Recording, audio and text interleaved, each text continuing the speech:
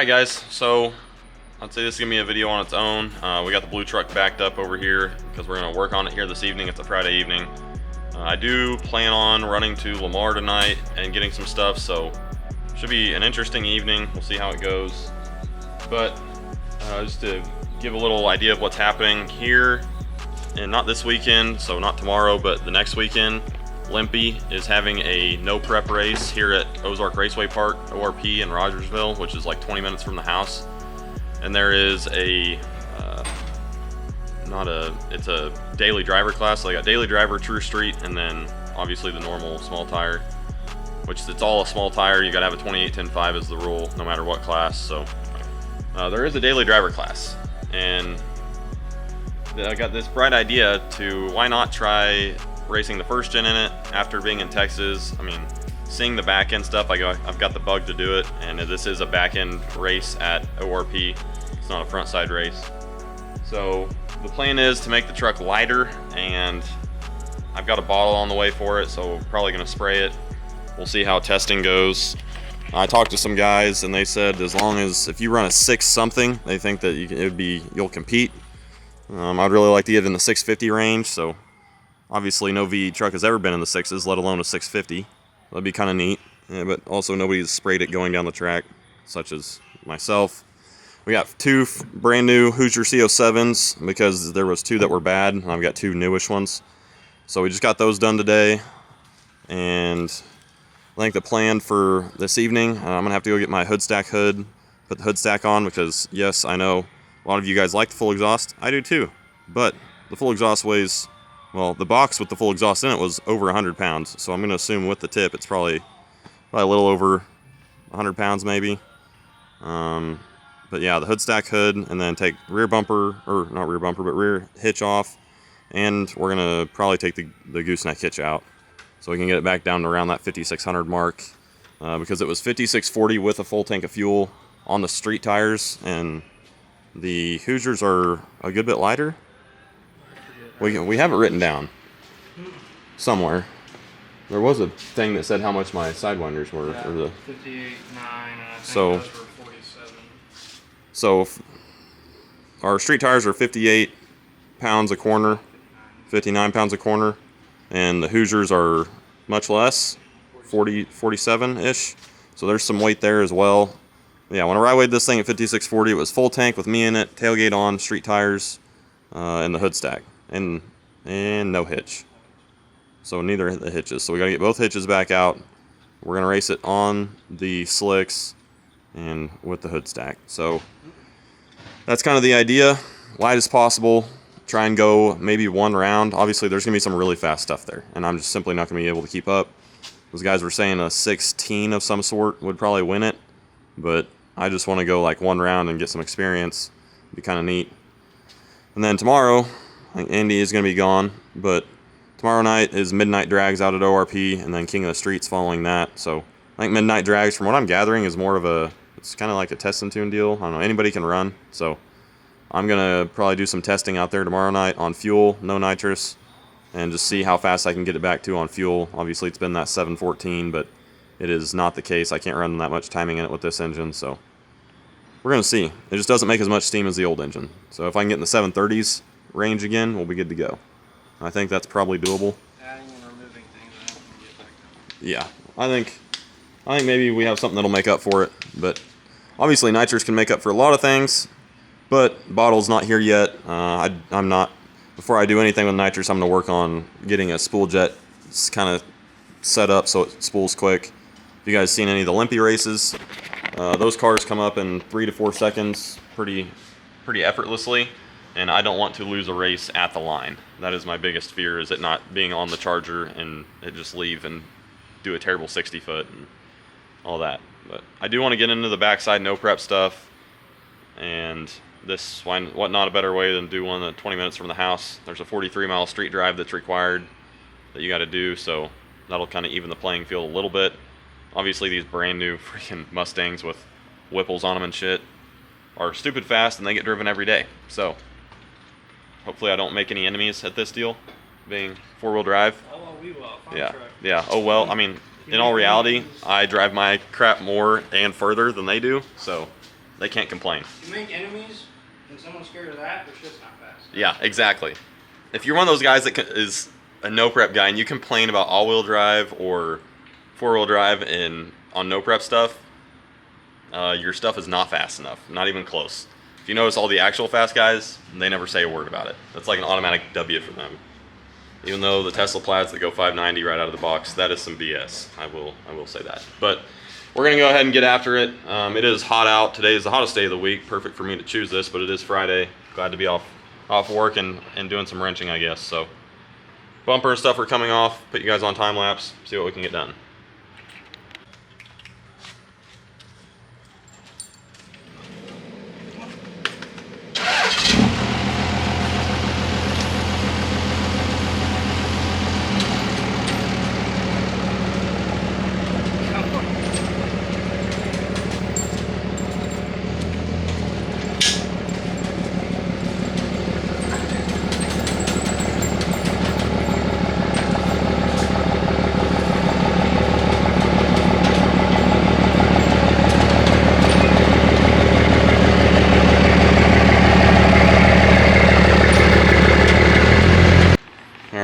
Main receiver hitch on the ground. It's only 6 bolts, so dropped out of there pretty easy.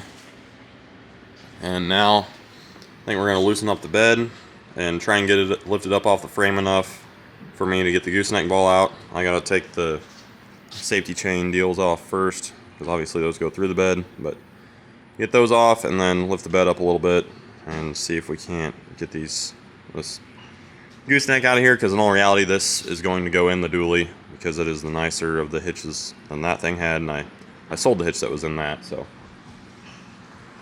we're gonna try and get that taken care of. Alright, lighting down here, pretty subpar, but you guys will get the idea. So we're down here taking the bump stops off because one of them was rusty and gone, don't really need them, and I grabbed the perch, or the U-bolts, and they, obviously they're still tight, they haven't backed off any, but they are loose on this side. So I'm going to get those tightened down, but thank you Oklahoma roads. I'm going to pretty much solely blame it on that. Alright guys, so you didn't see the very interesting part of this, but not much longer after, we got the bed lifted up obviously, gooseneck is out. So now pretty much all it is set the bed back down, line the bed bolt holes up, and get them bolted back down, and hook up the taillight harnesses, because I unplugged those just in case we had to lift it enough, but it was a very fun adventure to say the least. The underside of the truck is oily, but do not recommend.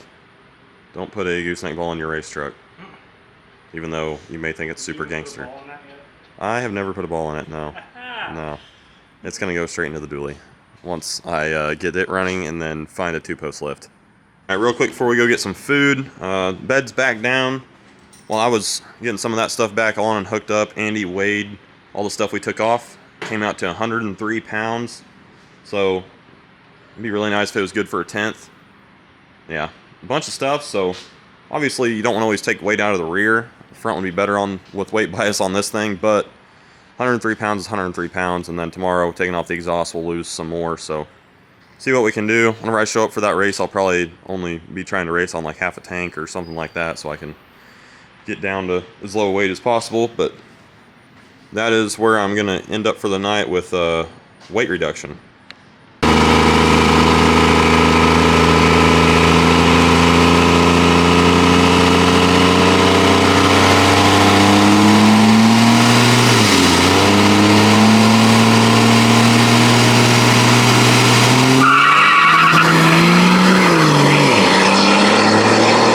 Alright, so it is the following morning.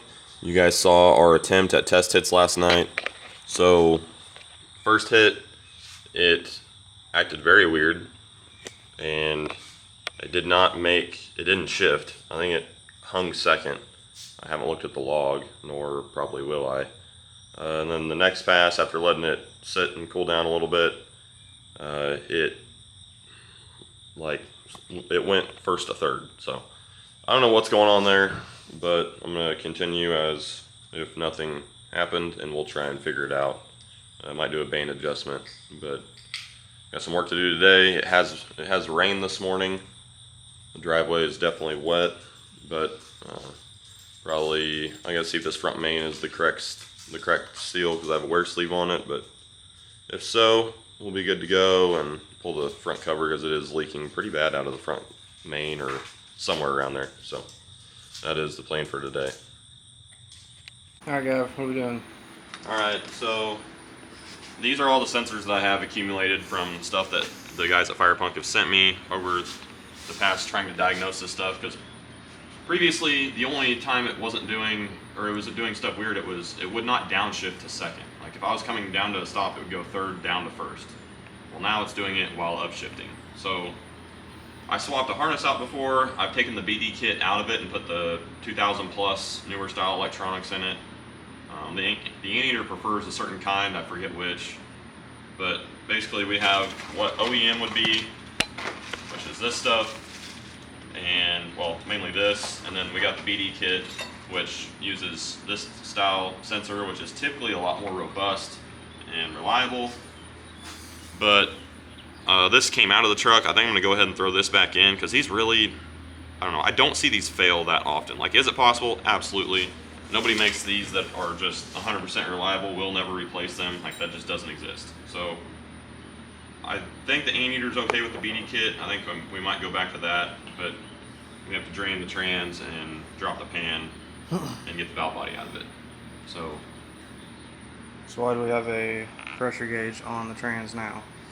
Pressure gauge we used to check the governor pressure, and kind of the verdict was the line was pulsating very hard and was making 40 psi in second, and then we would shift it to third and go to 90 psi and was smooth. So we think something is going on there related to the sensors, because we don't know what else it could be. It comes back down to 0 psi just fine, so it has first. It's not doing third gear starts or anything like that. So that's kind of what's leading us that direction. I think Dennis and Evan both kind of are leaning that direction. But that's kind of where we're at. Obviously the trans has to do its thing to be able to go fast, so that's what we're going to try and fix. So drop pan, swap sensors, refill, and send. Yes. Before we take downpipe off, I'm refilling it with the downpipe on it, because hood stack plus fill it, not a good time, let me tell you. But it is still pretty warm, so this is gonna be fun. I used to do this for a living, so I should stop complaining. All right, so we're checking governor pressure modifier and adjusting it in the anteater tune. So we just brought it down from 60 down to 45. It got better. We're gonna try 40 and see what it does. But this last test, we did have second that test, so let's try it.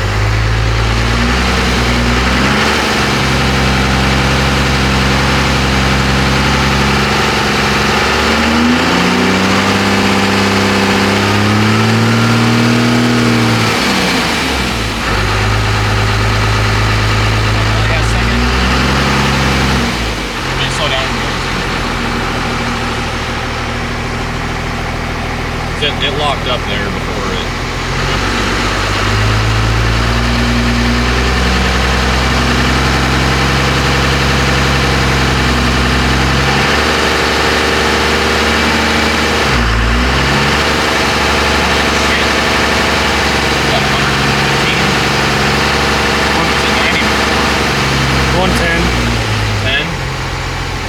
That's kind of interesting.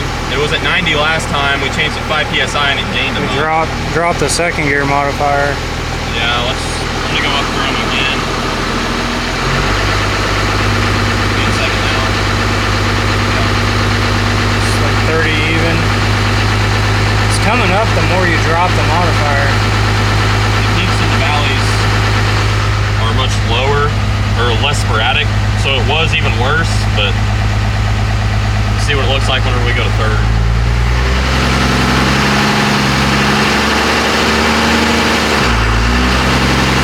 Okay, so it's really smooth now. So I don't know if that's still a problem, but we have second gear. That's all I know. So that's more gooder. 110, you said? Yeah.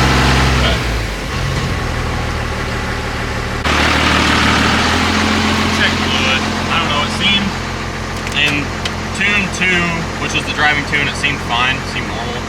But tune 1, I kind of, which is the race tune, I got after a little bit and it went first, second, locked, and third was fucking ways out. Like it almost seemed like it was nosing over before it hit third. So I don't know if that means I need to go to 45, or I don't know if that means I need to go to 45, or if I need to lower the shift point, or I can't really tell. Okay, well, let's check fluid and reassess. So right now, we were, basically, Andy went and drove it, and we kind of agree, maybe the shift point's a little too high, and I'm going to lower the shift point from 55 to 52 and see if that fixes it, and it just commands, I don't know, if it commands it, and it, obviously there's a little delay of whenever it commands the shift and it actually shifts, so maybe that's just enough distance to where it doesn't feel like it's nosing over. Obviously, full throttle whack. Feels like it's hanging the 2.3 right now. Yeah. Uh-oh. Hold on.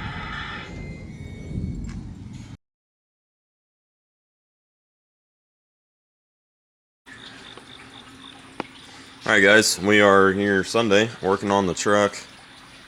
Right now we just got the fan pulled off and the shroud, and we're going to get the radiator pulled out of here. We're going to get a good look at it and see how terrible it is. It looks like it's leaking. I mean, it's been leaking obviously. And then we're going to, I've got a leak behind the damper, so we're going to pull the damper off and see if it's just a front main or what we got going on there. I've got a new front main if that's what it needs.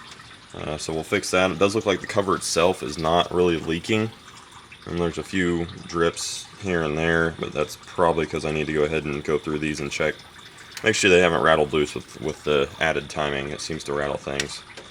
And then after that, we're going to pull this pump and put Andy's pump on it, just for some R&D purposes for Evan, to kind of help him out, and obviously keep pushing things, but we need to test a couple theories, and obviously this pump is pretty outdated. This is one of the first probably 5 pumps that Evan did, and a lot has changed since then, and obviously we've pushed them a lot further, but my pump is very much outdated compared to everybody else's, and it still does what it does. So we're going to test one of the newer updated pumps and kind of see what differences there may or may not be, get some really good feedback for Evan so he knows kind of what's going on. He's got some things he wants answered, so we'll be swapping pumps as well. Andy's pump does have a provision.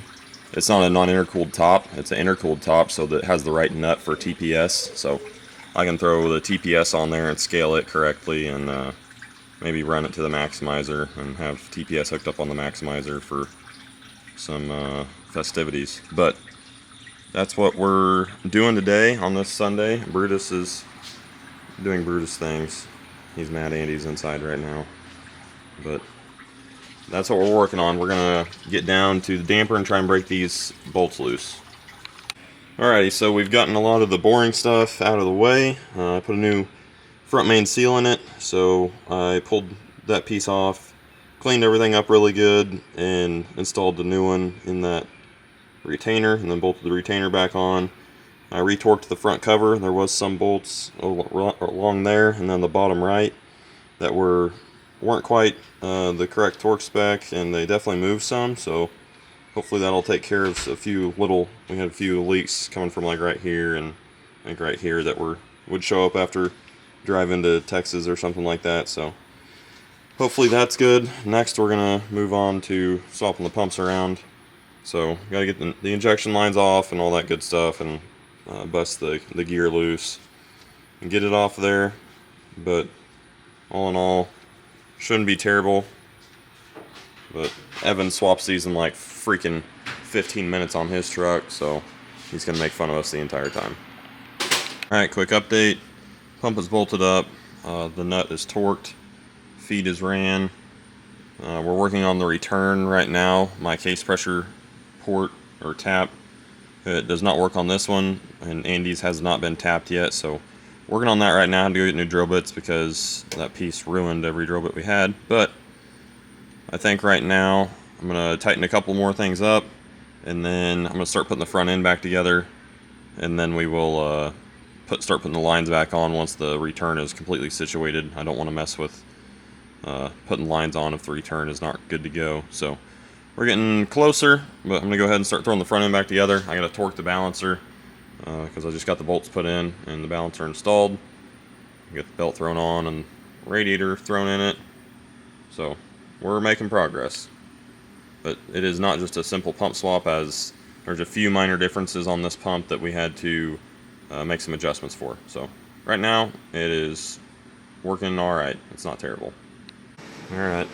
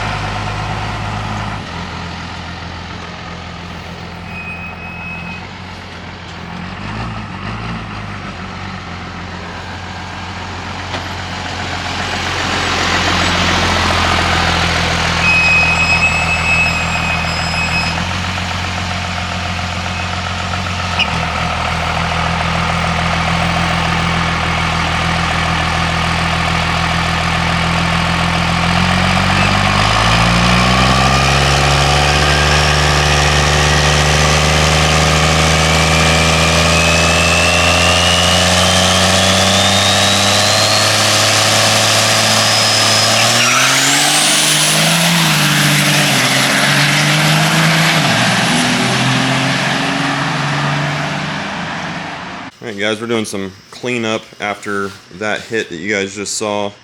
Obviously we made a big mess this weekend, but to go over that, it wasn't I mean, it's about what I expected. It was an as stabbed hit, and not awful.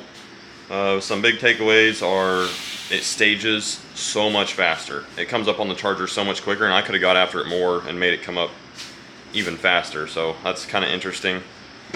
And then it went 827 at like 82, so it's down a bunch on power, but again, as stabbed, we've made 0 adjustments. So yeah, it's just gonna get quicker. Also, rolling out of the hole at 20 psi, normally it drives into power and kind of ramps in, so it doesn't shake the front tires real bad. In that video you guys saw, it did shake the front tires, and basically as soon as I mash it, I mean, it's there. It's on the chargers. There's no delay. It is very snappy, but yeah, the ramp very much aggressive. So Some good takeaways, and then obviously some things to learn from. We've pulled the log, kind of exactly what we expected, so the adjustments will be made, and we'll go for another hit. I didn't bring any tools with me, and I kind of wish I would have, because we could have spent probably 30 minutes there, no problem, and really made a couple changes pretty quickly. So we're gonna keep cleaning up and then make a couple of adjustments. Gonna have to make another hit. This coming weekend is the no prep race, so trying to make it as quick as possible on fuel and then spray accordingly. I don't know. Would like to see it go a bottom 7 on fuel, so we'll see what happens. But I'm gonna continue to clean stuff up.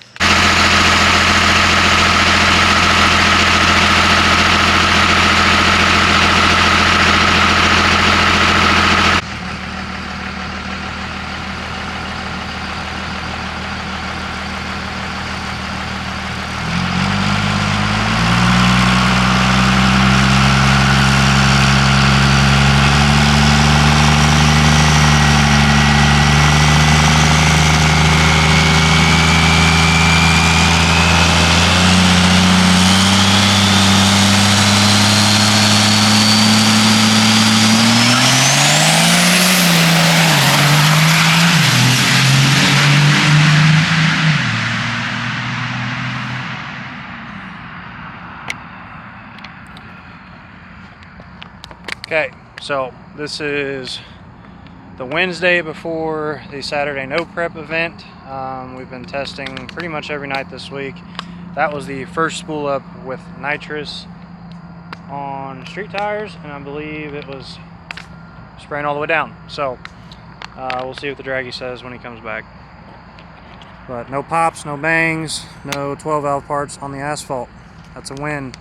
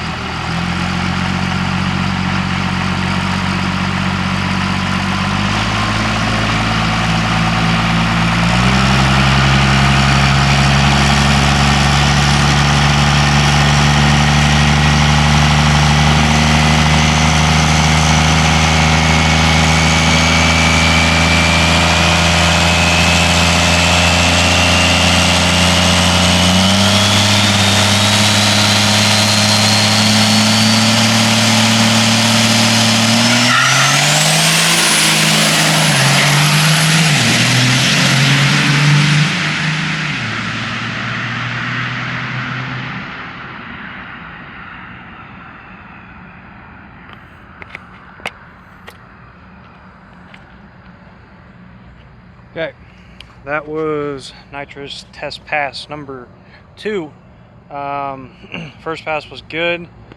60 foot was shit, so we elected to turn the spool jet back on at 25 pounds to hopefully spray it through the 60 foot after he gets out of the hole. So it looked like it worked. Don't really know. I'm just the camera guy. Once again, no 12 valve parts on the asphalt, so we'll take it. Learning.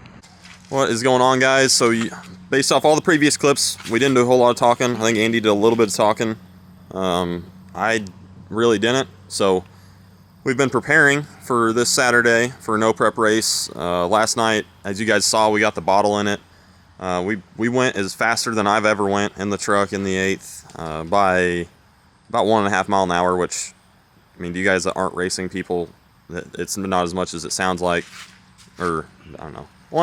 Gaining any mile an hour in the 8th is a substantial amount, and we picked up a few, and it would pick up a lot more if the 60 foot was where it should be. But I just got a notification on my phone that the limpys back end race is canceled at Ozark Raceway Park. So Rear-wheel drive guys are scared of a little water.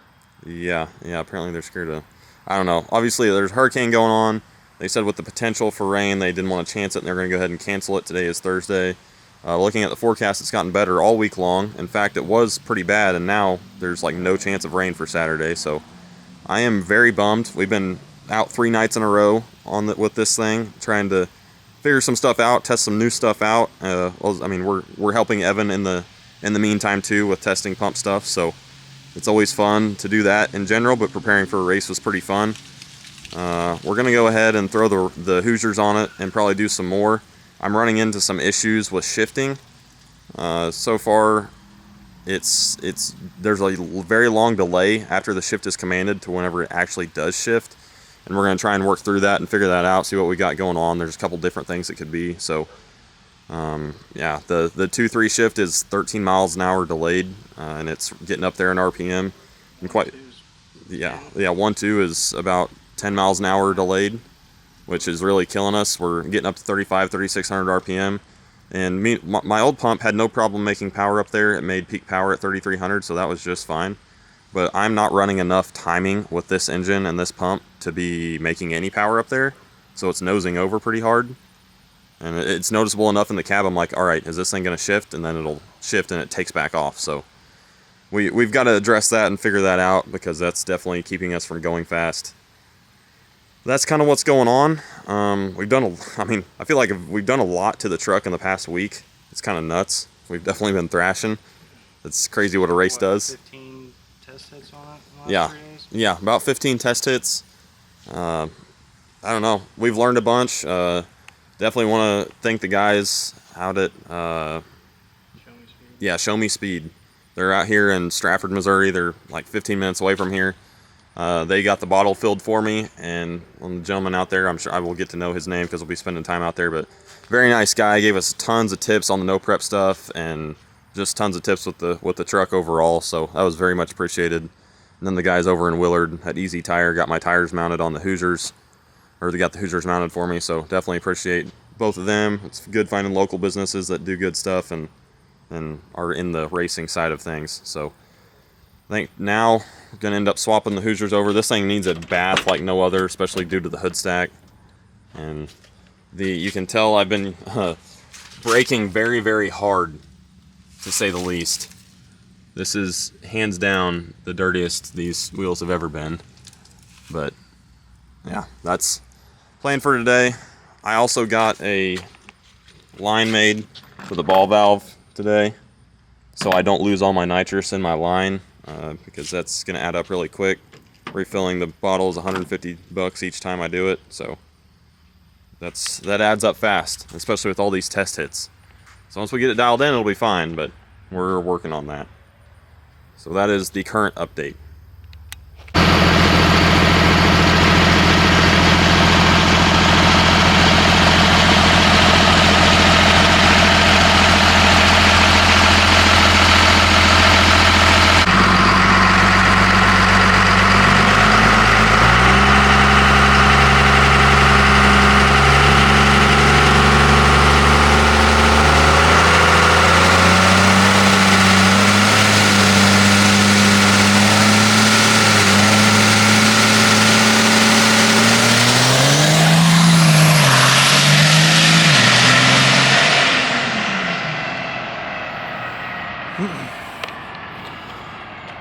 Okay, that was test hit on the CO7's number 1 spool jet, and I think it was on through the 60. That was only like maybe a 330 hit.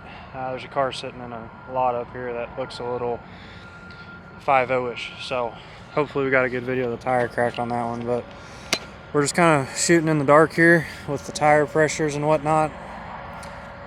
We like to say this is a non-prep surface, but yeah. All right, I don't know if you guys can see me at all. Yeah. We just did our second hit, as you guys saw. Landon over at Fire Punk, we were basically reaching out to him about the shift point stuff. He said try stacking lockup, and so far it is kind of worked. Kind of in hopes to help our 1-2, because there is a 10 mile an hour delay of whenever it actually shifts to 1-2. So it appears to have worked. That last pass, it spun and I pedaled it, and I shouldn't have. I should have stayed in it, because that probably would have really helped, but we did go quicker to the 60. I think we dropped it from a 181 or 182 down to 178. So I'm gonna continue, and that was with lifting. So we're gonna see what happens here. I'm gonna not lift at all and just stay in it unless it just completely annihilates the tires, which I don't think it will. But it's looking promising because the 2-3 shift came down as well. So we're gonna see what happens this next hit, and we will kind of catch back up with you then.